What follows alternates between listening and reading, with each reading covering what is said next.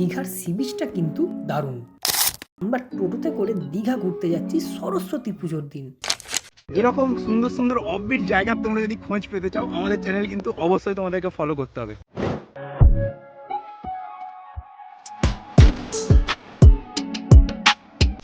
আজকে আমরা আবার টোটো নিয়ে বেরিয়ে পড়েছি নতুন এক গন্তব্যের উদ্দেশ্যে। আজ আমাদের গন্তব্য হলো দীঘা। দীঘার একটা অদ্ভুত জায়গা। প্রথমে টোটোতে করে অনেকটা পথ গেলাম, তারপর একটা ছোট্ট চায়ের দোকানে চা বিস্কুট খেলাম। আজকে আমার সাথে আছে আমার ভাই জুয়ান একটা মাইয়া দাদামার কাছে আমায় বাবাই দিতে বিয়া।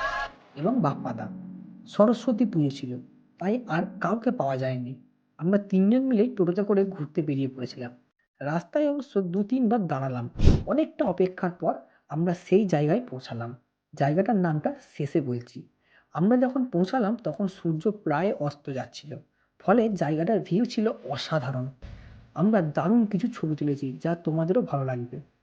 এখানে এসে আমরা তিনজন অনেকক্ষণ ধরে গল্প করলাম, প্রকৃতির সৌন্দর্যকে উপভোগ করলাম। এমন পরিবেশে সময় কাটিয়ে সত্যি মনটা একদম ফুরফুরে হয়ে গেল। আপনারাও যারা চান এরকমভাবে কামারপুকুর বা জয়রামবাড়ির আশেপাশের জায়গাগুলোকে ঘুরে দেখতে, তাহলে আপনারা আমার এই নিচের দেওয়া মোবাইল নাম্বারে যোগাযোগ করতে পারেন। আর এখন বলি আমরা কোথায় এসেছি। আসলে আমরা এসেছি টোটোতে করে কতুলপুর থেকে পেরিয়ে সাম্রঘাট ব্রিজ বলে একটা জায়গা আছে, সেই জায়গাতে। এই জায়গাটাতে তোমরা যদি বিকালেতে আসো, তাহলে তোমরাও কিন্তু এইরকম একটা ভিউ পেয়ে যাবে। খুবই সুন্দর লাগবে এই জায়গাটা। Stay connected for more video.